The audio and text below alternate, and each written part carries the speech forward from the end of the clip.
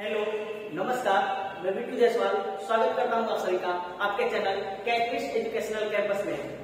आज हम लोग देखेंगे जो हम लोग सीरीज चला रहे हैं क्लास 12 के लिए बायोलॉजी का 400 ऑब्जेक्टिव क्वेश्चन का, इसका हम लोग आगे कैरी करेंगे। कल जो है क्या कहे तो पिछले क्लास में हम लोग 30 तक क्वेश्चन कर चुके थे। 30 क्वेश्चन के बाद जो है अभी जितने भी क्वेश्चन होंगे तो अभी इसका जैसे आप लोग को मालूम होगा कि आपका बायोलॉजी का एग्जाम होने वाला है 1 तारीख से 1 फरवरी से। तो जितने भी क्वेश्चन हैं आप लोग इसको लगाइए, टेस्ट सीरीज के रूप में इसको लगाइए और लास्ट में या जितने भी क्वेश्चन पूछेंगे उसमें बताते रहिएगा कि कौन सा ऑप्शन सही है। ठीक है, तो चलिए वीडियो को शुरू करते हैं। तो लास्ट क्लास में तो हम लोग 30 तक क्वेश्चन कर चुके थे। आज 21वां नंबर क्वेश्चन करते हैं। तो 21वां नंबर क्वेश्चन है कि पक्षियों में तथा पृथ्वी में जो है डायना कैसा अंग है? What type of organs is the wing of a bird and a butterfly? कैटालिस्टिक अंग, अवशेषी अंग, समजात अंग यानी होमोलोगस ऑर्गन या असमजात ऑर्गन नॉन होमोलोगस ऑर्गन। तो इसका राइट आंसर दीजिएगा। अब देखा जाए तो कहते हैं कि जैसे समजात अंग और असमजात अंग में थोड़ा अंतर बता देते हैं कि समजात अंग कहते हैं कि उत्पत्ति समान होनी चाहिए, भले कार्य जो कार्य हो वो अलग हो, लेकिन असमजात में कहते हैं कि उत्पत्ति अलग हो सकता है और कार्य समान। तो तितली का और पक्षी का जो है वो जो उड़ने के काम करता है पर वो असमजात है। ठीक है,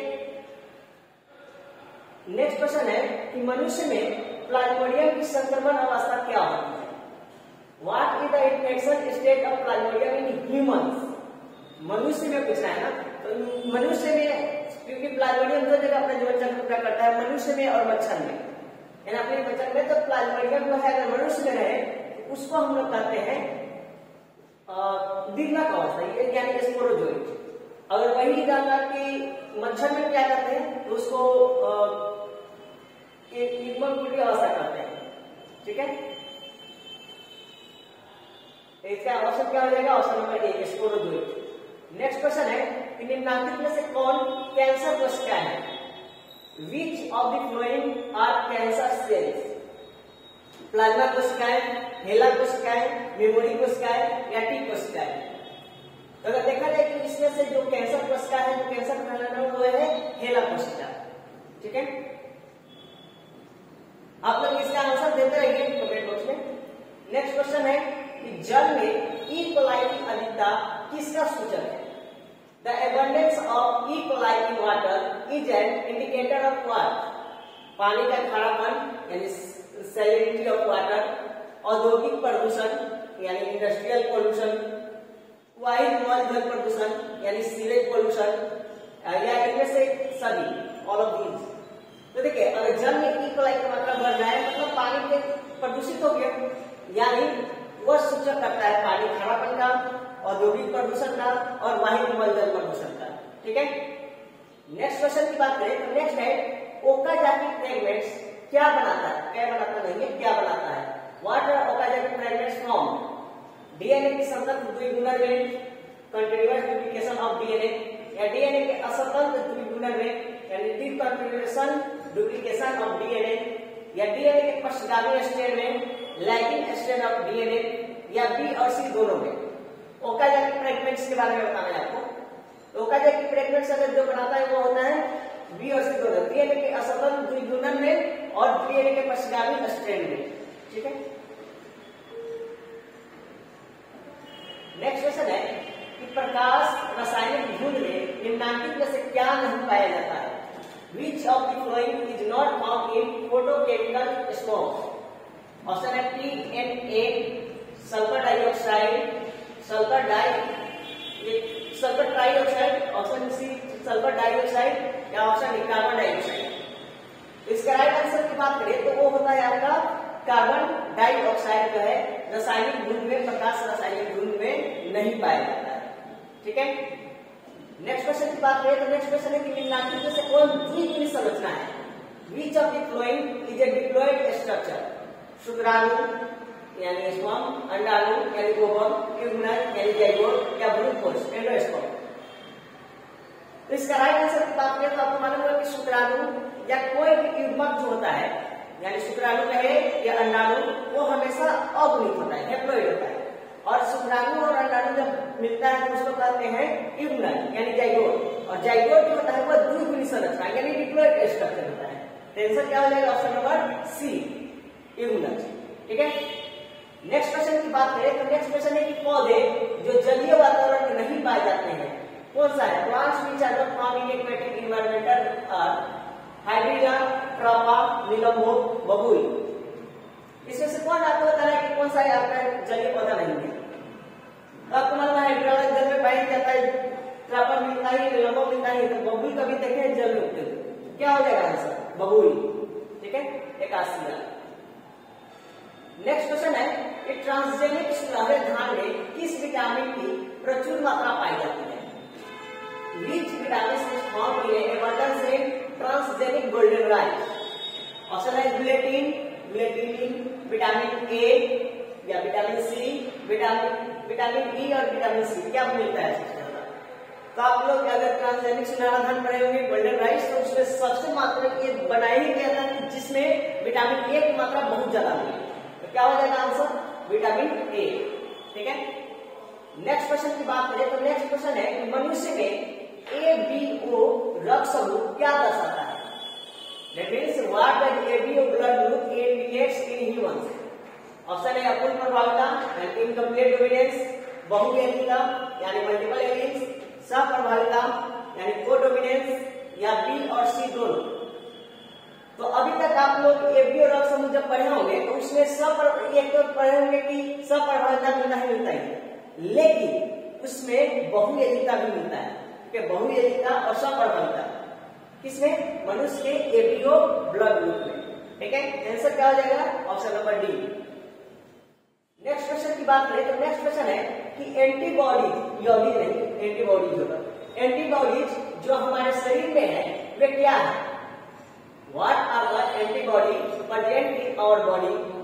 क्या है एंटीबॉडी जो हमारे शरीर में? क्या है? स्टेरॉइड है, ऑप्शन बी ग्लाइकोप्रोटीन है, ऑप्शन सी ग्लाइकोप्रोटीन है, या इनमें से सभी है। एंटीबॉडी जो हमारे शरीर में पाया जाता है वो एक प्रकार का ग्लाइकोप्रोटीन है। ठीक है, नेक्स्ट क्वेश्चन है कि कौन सा पिरामिड कभी उल्टा नहीं बनता है? विच पिरामिड इज नेवर इन्वर्टेड? जीव भावना यानी ऑफ बायोमास, ऊर्जा का ऑफ एनर्जी, संख्या का ऑफ नंबर, या आकार का ऑफ साइज। तो आपको मालूम होना चाहिए कि ऊर्जा का जो पिरामिड बनता है वह सीधा बनता है, उल्टा उसका पिरामिड नहीं बनता है। ठीक है, प्लांट सबसे पहले सन से प्लांट से फिर किसी ह्यूमन प्लांट से कोई जानवर, फिर उसको फिर एक सीधा पिरामिड बनता है ना। तो इसका पिरामिड उल्टा नहीं बनता है, ऊर्जा का। नेक्स्ट क्वेश्चन है स्त्री दल चक्र यानी पुष्पों में बना होता है स्त्री दल चक्र बताना है, यानी pistil in flowers is formed by, यानी स्त्री दल चक्र क्या है? तो स्त्री केसर के बारे में इसमें बताना है क्या क्या मिलता है। तो जब अगर फूल के आकार बनाइएगा आप लोग इस टाइप के बनाते होंगे आप, ये अगर कॉमन सी किया जाए रफ सा एक फिगर अगर बनाया जाए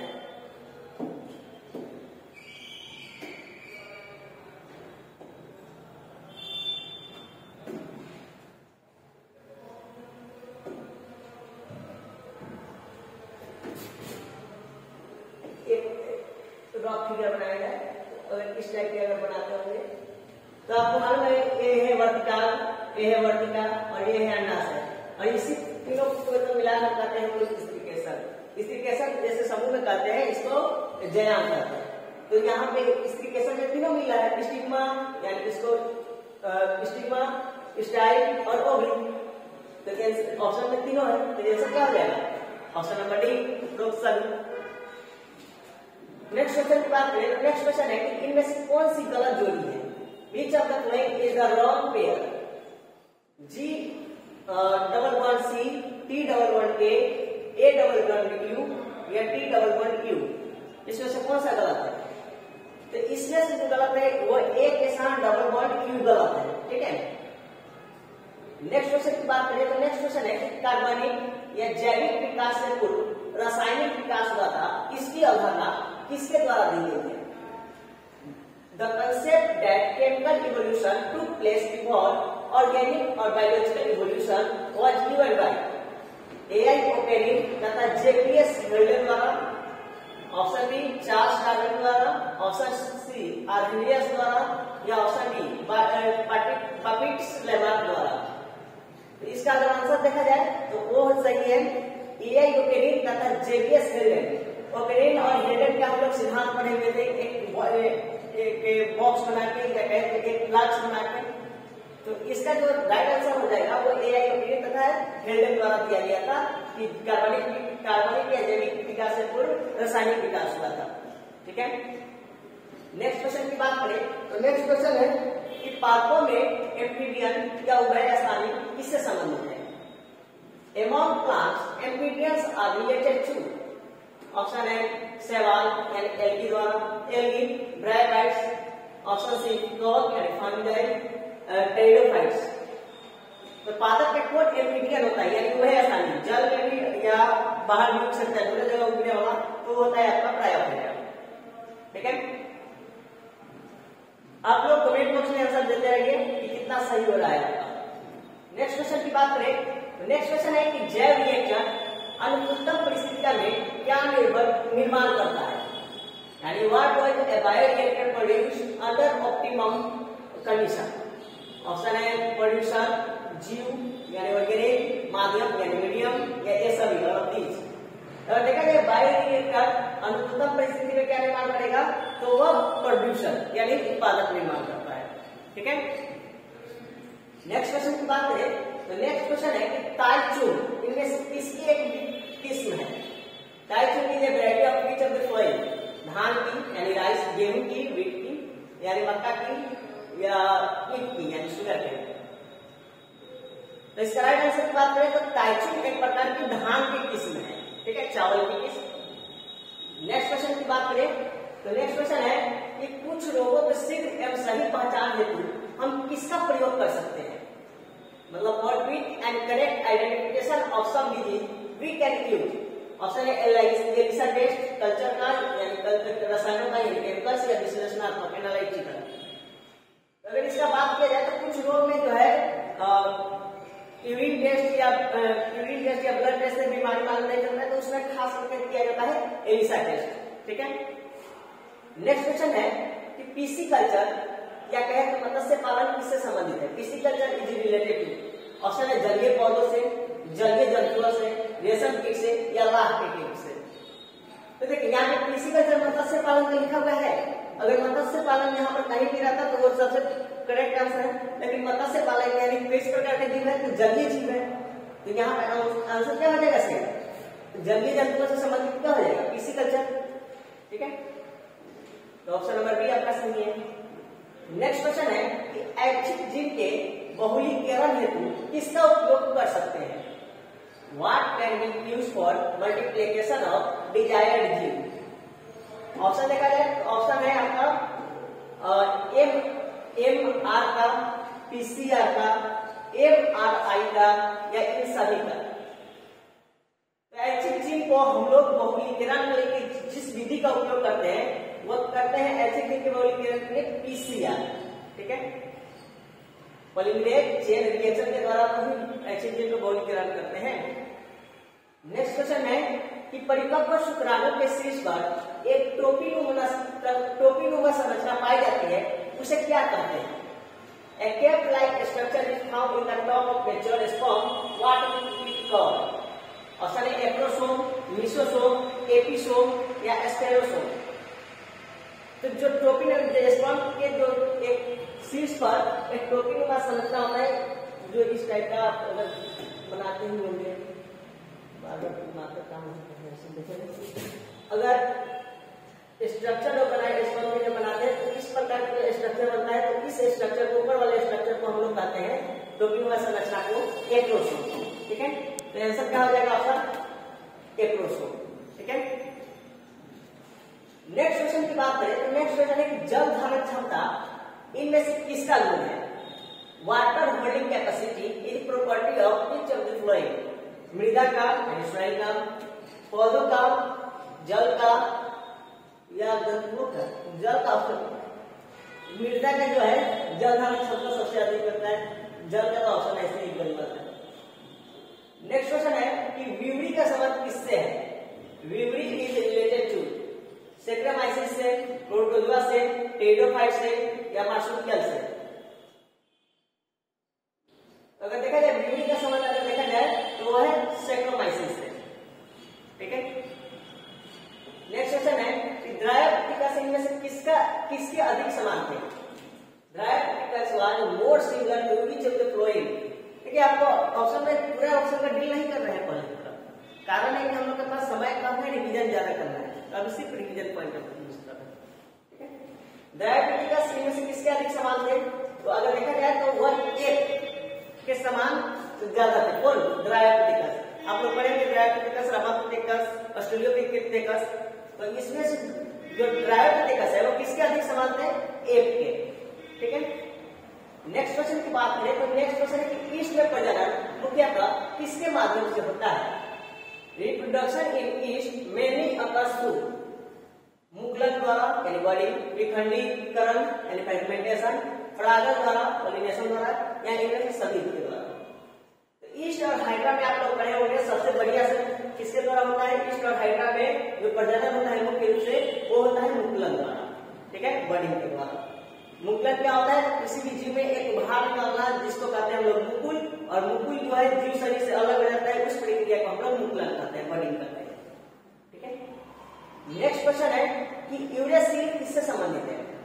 uracil is related to RNA से, डीएनए से, दोनों ए और डी दोनों से, या इनमें से कोई भी नहीं। तो यूरेसिल जो है वो आरएनए से संबंधित होता है। ठीक है। नेक्स्ट क्वेश्चन है कि किसी खास समय एवं स्थान में किसी खास आबादी में मृत्यु की संख्या को क्या कहते हैं? What is the number of deaths in particular population at a particular time and place is called? जब कोरोना काल में एक शब्द काफी पॉपुलर हुआ था कि किसी एरिया में अगर ज्यादातर लोग मर रहा है, किसी खास आबादी में लोग मर रहा है, तो उसको हम लोग कहते हैं मोर्टेलिटी रेट। ठीक है, मृत्यु दर। इंग्लिश में क्या होता है? मोर्टेलिटी। नेक्स्ट क्वेश्चन है कि आरएनएआई का प्रयोग रोगाणुओं को नियंत्रण करने हेतु किस पौधे में किया जाता है? RNAi is used in which plant to control pathogens? Option है टोबैको यानी तंबाकू, आम यानी मैंगो, आलू यानी पोटैटो, कॉफी प्लांट। किसमें हो?